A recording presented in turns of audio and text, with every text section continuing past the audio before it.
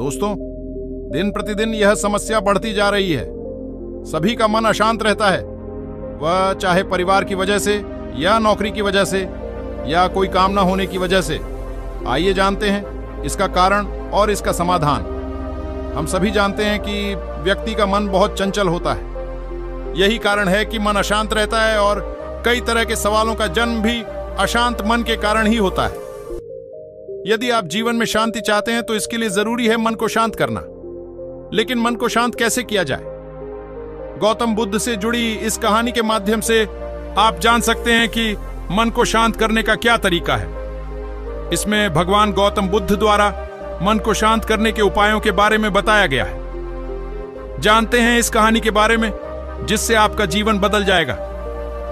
एक बार एक लड़का गौतम बुद्ध के पास जाकर कहता है, मेरे जीवन में बहुत अशांति है, कृपा करके आप मेरा मार्गदर्शन कीजिए जिससे कि मैं इस अशांति से छुटकारा पा सकूं।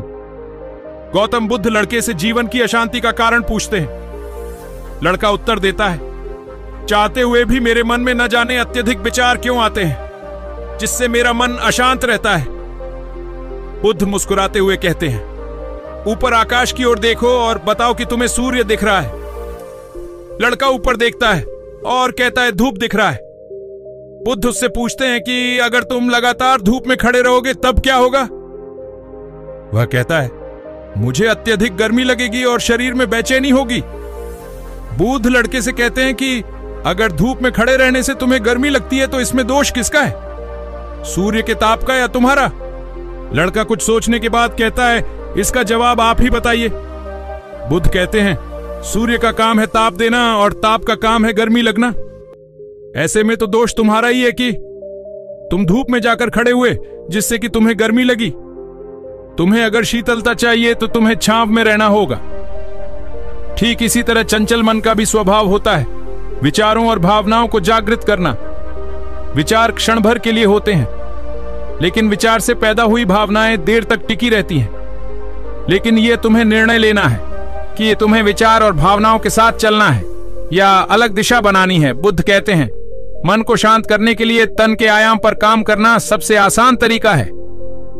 शरीर के स्तर पर हमारी कर्मेंद्रियां और ज्ञानेंद्रियां हैं। कर्मेंद्रियां कर्म और ज्ञानेंद्रियां ज्ञान से जुड़ी होती है।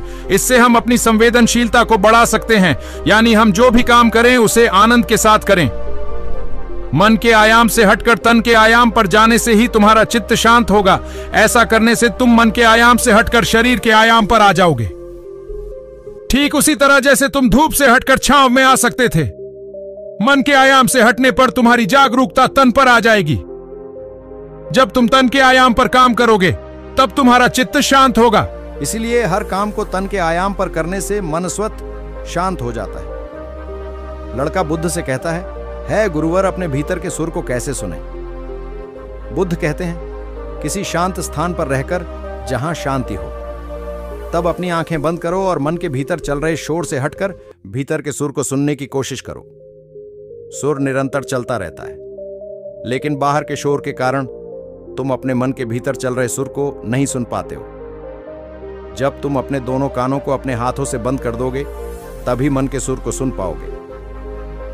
इस तरह तुम मन की अशांति से दूर हो जाओगे और तुम्हारा मन शांत हो जाएगा। गौतम बुद्ध की कहानी के माध्यम से बताया गया उपाय से आप भी आपके मन को शांत कर सकते हैं और आने वाले दिनों में सभी काम को शीतलता पूर्वक कर पाएंगे। नमो बुद्धाय।